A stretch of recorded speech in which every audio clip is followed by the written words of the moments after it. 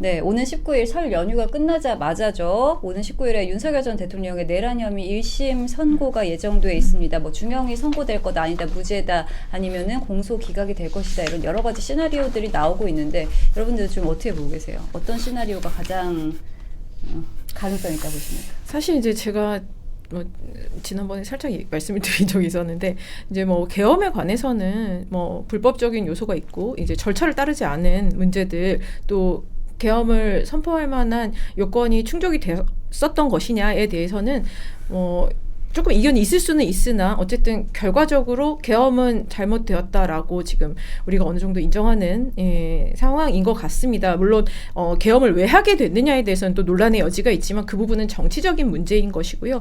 지금 우리가 얘기하고자 하는 거는 이제 법적으로, 법리적으로 인정될 수 있는가의 문제는 계엄이 불법인 것과 단시간에, 또 이거에 대해서 이론을 제기하실 수는 있겠지만, 단시간에 이 계엄이 과연 내란으로 평가될 정도이냐, 한 지방의 평온을 해할 정도에 이르러서 내란이라고 평가될 수 있을지는 법리적으로 또 다른 의견이라고 생각이 듭니다.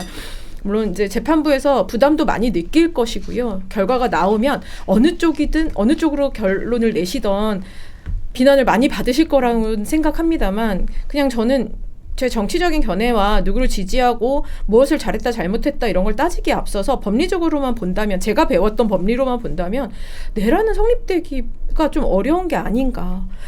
보통 내란죄에서 얘기하는 이제 폭행협박 이런 게 수단이잖아요. 근데 내란죄에서는 어떤 거냐면 이게 광의의 폭행협박이라고 해서요. 굉장히 이 폭행 협박으로 해서, 그냥 우리가 폭행죄에서 말하는 폭행은 제가 이렇게 손으로 뭐 이 사람 이렇게 때리거나 대표님 때리거나 이렇게만 해도 폭행 당연히 인정되잖아요. 근데 내란한다고 난 내란할 거야 하면서 사람들 한 서너씩 모여가지고 누굴 이렇게 좀 때렸다? 한두 대 때렸다? 이걸로 내란으로 평가될 수가 없습니다. 이 폭행은 굉장히 한 지방에 뭐 평온을 해야 한다는 게요, 정말 대혼란이 일어날 때 정도여야 되거든요. 그래서 제가 그냥 예전에 공부할 때를 생각하면 이 정도가 과연 내란으로 평가될 수 있을지에 대해서 의심이 든다. 충분히 법리적으로 많이 고심을 할 만하다라고 저는 생각을 해서, 어떤 식으로 결론이 나오든 좀 국민들도 그렇고 정치권에서도 일단은 1심의 평가를 받아들이고요. 물론 당연히 항소심을 가지 않겠습니까? 이게 뭐 대법원까지 당연히 가야 할 수밖에 없는 문제라고 생각이 드는데, 저는 재판부의 판단을 정치적으로 비난하지 말고 법리적인 내용의 설명을 좀 들으시고 받아들이고 이견을 이성적으로 좀 제시하는 그런 문화가 형성이 되었으면 하는 생각이 듭니다. 근데 한덕수 전 총리가 1심에서 징역 23년 선고 받았거든요. 아시죠? 네네. 그리고 그때는 법원이 12월 3일 비상계엄이 형법상 내란에 해당한다고 판단을 했어요. 그렇죠? 그래서 형법상 내란에 해당한다고 판단한 첫 사례라고. 그러면은 이 판결로 인해서 계엄이 내란이냐 아니냐에 대한 거는 어느 정도 저는 정리가 된, 그러니까 사법부에서의 기준이 하나는 세워졌다라고 저는 보거든요. 그러면 여기에서는 뭐 그럴 수 있죠. 근데 여기에서는 그러면 내란 우두머리 혐의로 기소가 되어 있는 거죠. 그래서 여기에서 뭐 어디까지 했느냐. 근데 중간에 막 이렇게 윤 전 대통령이 그런 지시한 적 없다. 내가 지시한 게 아니라 부하들이 왜 했다. 뭐 이런 취지의 발언을 하신 기록들도 있고, 그래서 어디까지 이분이 지휘하고 결정하고 공모했느냐도 저는 중요한 것 같거든요. 그래서 뭐 근데 저는 한덕수 전 총리에 대한 판결, 선고와 거기에서 재판부가 얘기했는 것들을 우리가 간과할 수는 없지 않나. 그것이 그리고 분명한 의미가 있지 않나라는 생각은 좀 개인적으로는 합니다. 의미가 없지는 않다고 생각을 하는데요. 재판부마다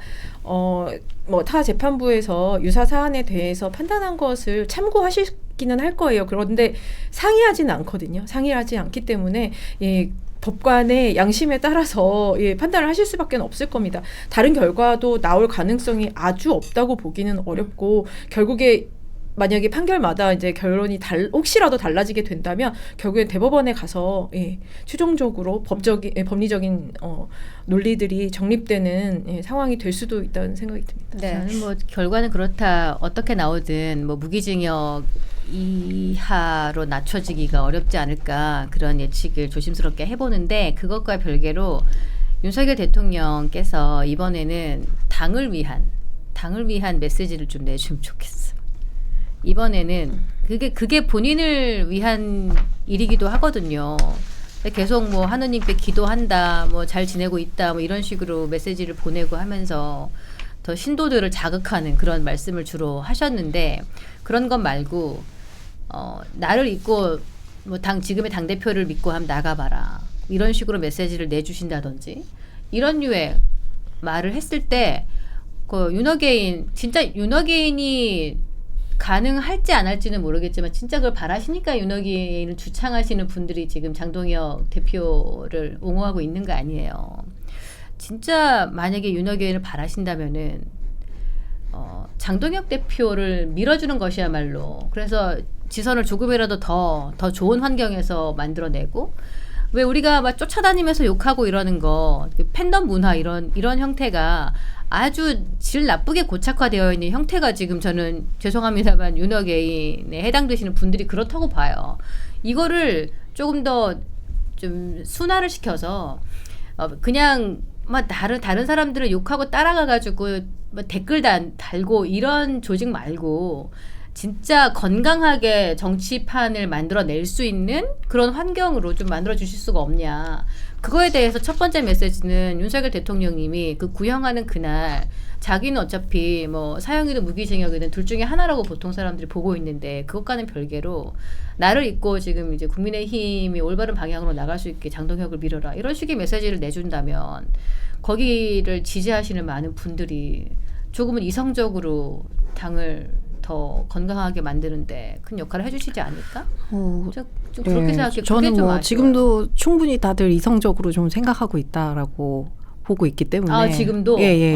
그래서 그렇습니까? 뭐 저는 뭐 사실 윤석열 대통령이 어떤 메시지를 내건 간에 그거는 메시지를 듣는 사람들이 해석하기 나름이다라고 보고 있어서, 그 메시지 관련해서는 뭐 앞으로도 지금도 그렇고 꾸준히 윤석열 대통령의 메시지는 나오지 않을까 싶습니다. 근데 이제 앞에서 말씀하셨던 거에서 저는 조금 다른 의견을 갖고 있어가지고 말씀을 드리려고 하는 게, 전 사실 이제 김건희 특검 결과를 보면서 이번에 윤석열 대통령 1심도 공소 기각이 나올 수 있지 않을까라고 생각을 하는 부분이 있어요. 왜냐하면 일단 공수처에서 수사권을 이 내란 수사에 대한 수사 권한이 있는가에 대한 얘기를 좀 해야 되는 거거든요.